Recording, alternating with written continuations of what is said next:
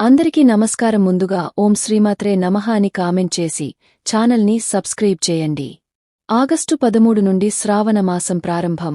ఈ వస్తువులు ముందుగానే తెచ్చుకొని మీ పూజ గదిలో పెట్టుకోండి. లక్ష్మీదేవి ఇంట్లో తాండవిస్తుంది.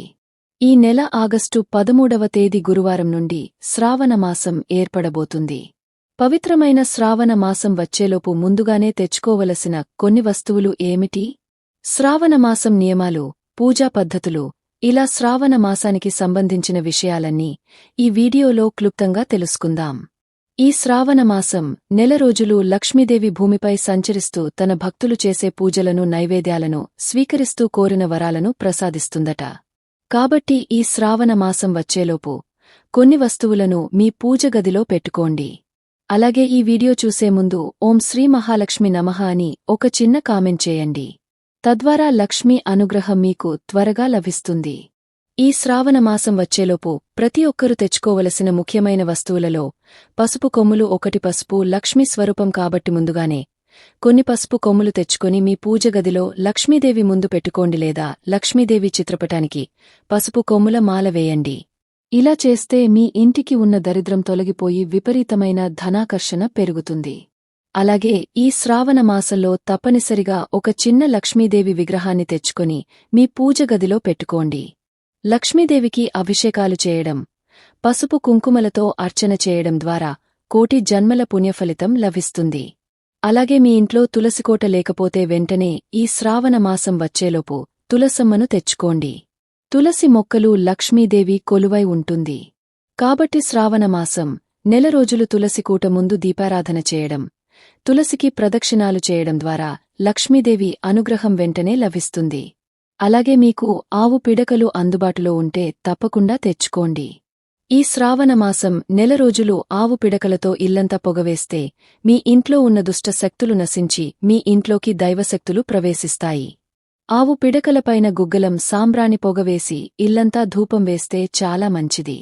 అలాగే మనలో చాలామంది ఇంటి ముందు చాక్ పీస్తో ముగ్గులు వేస్తారు. కానీ ఈ శ్రావణ మాసం నెల రోజులు ఇంటి ముందు తప్పకుండా బియ్యం పిండితోనే ముగ్గు వేసుకోండి. ఇంటి ముందు బియ్యం పిండితో ముగ్గు వేస్తే మీ ఇంటి ముందుకు లక్ష్మీదేవి వచ్చి వెంటనే ఇంట్లోకి అడుగు పెడుతుంది. ఇక శ్రావణ మాసం అనగానే చాలామంది పూజలు, వ్రతాలు చేసుకుంటూ ఉంటారు. ముఖ్యంగా వరలక్ష్మి వ్రతం చేసేవారు కొత్త రాగి కలసం లేదా వెండి కలసాన్ని ముందుగానే తెచ్చుకోండి. కలసంలో దేవతలందరూ కొలువై ఉంటారు కాబట్టి ఈ శ్రావణ మాసంలో పూజ చేసేటప్పుడు పాత కలసం కాకుండా కొత్త కలసం పెట్టి పూజ చేస్తే మీ పూజకు రెట్టింపు పుణ్యఫలితం లభిస్తుంది. అలాగే మీ ఇంట్లోకి దైవశక్తులు ఆకర్షిస్తాయి. అలాగే ఈ శ్రావణ మాసం వచ్చేలోపు మట్టి ప్రమదలు తెచ్చుకోండి. శ్రావణ మాసంలో మట్టి ప్రమదల్లో దీపారాధన చేస్తే చాలా మంచిది.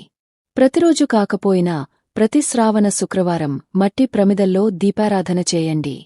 లక్ష్మీదేవి ఎంతో సంతోషించి మీ కుటుంబంపై కనక వర్షాన్ని కురిపిస్తుంది. అలాగే ఈ శ్రావణ మాసం వచ్చేలోపు పసుపు కుంకుమలను ముందుగానే తెచ్చుకొని పెట్టుకోండి. ఎందుకంటే ఈ శ్రావణ మాసంలో మీ ఇంటికి ఎవరైనా ముత్తైదు వస్తే ఇంటికి వచ్చిన ముత్తైదుకు పసుపు రాసి కుంకుమ పెట్టుబట్టి పసుపు కుంకుమలు తాంబూలంగా ఇచ్చి పంపండి. తద్వారా దీర్ఘ సుమంగళ యోగం కలుగుతుంది. ఇక చాలామంది శంఖాన్ని పూజిస్తారు. అయితే ఈ శ్రావణ మాసం వచ్చేలోపు ఒక చిన్న దక్షిణావృత శంఖాన్ని తెచ్చుకొని మీ పూజ గదిలో పెట్టుకోండి. శంఖం ఉన్న ఇంట్లో లక్ష్మీదేవి స్థిరనివాసం ఏర్పరుచుకుంటుంది. ముఖ్యంగా శ్రావణ మాసంలో శంఖాన్ని పూజిస్తే సకల శుభాలు కలుగుతాయి. ఇక చాలామంది బంగారం, వెండి వస్తువులు కొనుగోలు చేస్తూ ఉంటారు. కాని ఈ శ్రావణ మాసంలో లక్ష్మీదేవి గణపతి ఉన్న ఒక చిన్న వెండి నాణాన్ని తెచ్చుకొని మీ బీరువాలో పెట్టుకోండి. అఖండ కుబేర రాజయోగం వరిస్తుంది. అలాగే మీకు స్తోమత ఉంటే వెండి కుందులు తెచ్చుకోండి. వెండి కుందుల్లో దీపం వెలిగించి వరలక్ష్మీ వ్రతాన్ని చేస్తే చాలా మంచిది.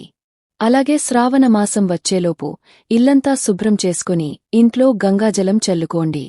మీ ఇంటికి చాలా మంచిది. విశేషంగా ఈ శ్రావణ మాసంలో వచ్చే శ్రావణ శుక్రవారం నాడు ఖచ్చితంగా ఐశ్వర్య దీపం వెలిగించండి.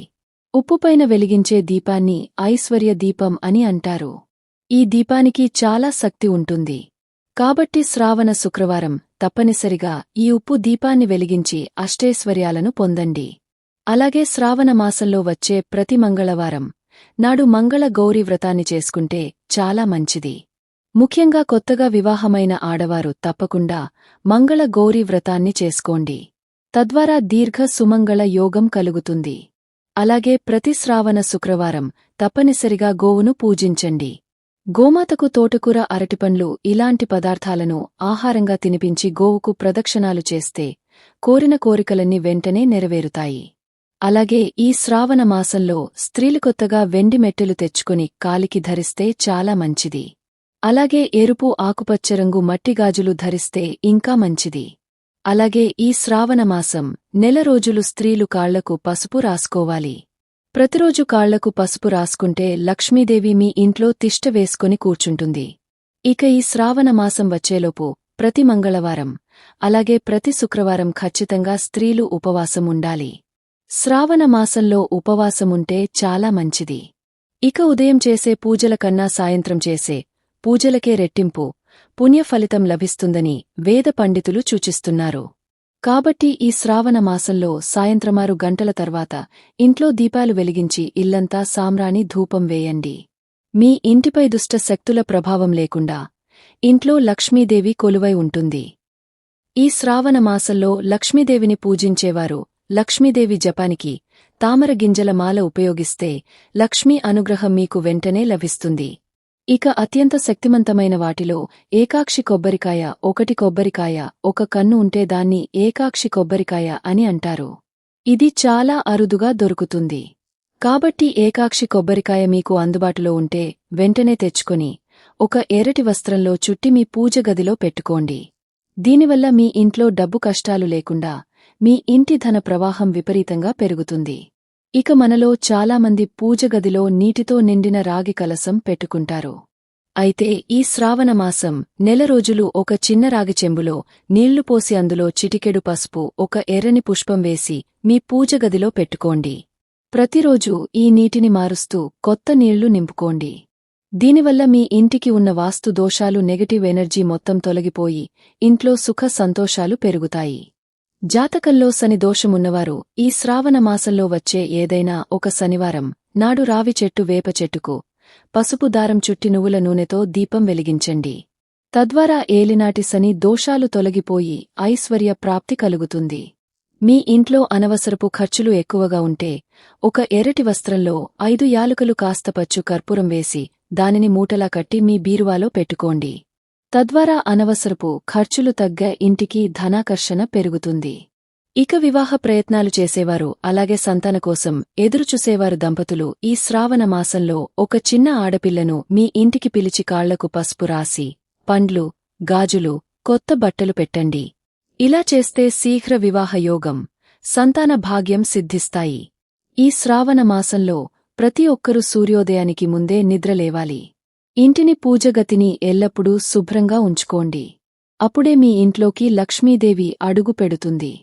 అలాగే ప్రతి శ్రావణ శుక్రవారం లక్ష్మీదేవికి కుంకుమార్చన చేయడం, ఎర్రని పూలు, మల్లెపూలు సమర్పించడం ద్వారా లక్ష్మీదేవి త్వరగా అనుగ్రహిస్తుంది.